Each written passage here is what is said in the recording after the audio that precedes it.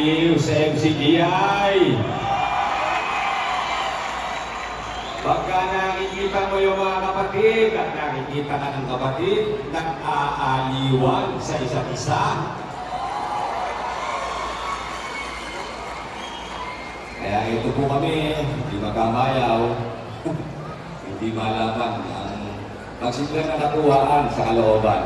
Pero bago po yan, pabatiin ko po na ang aking po mga kasama na mga EP, andito po sa kapatid na Agakabay. Opo, magbati po ng pag-ibig at kapayapaan ng kapatid.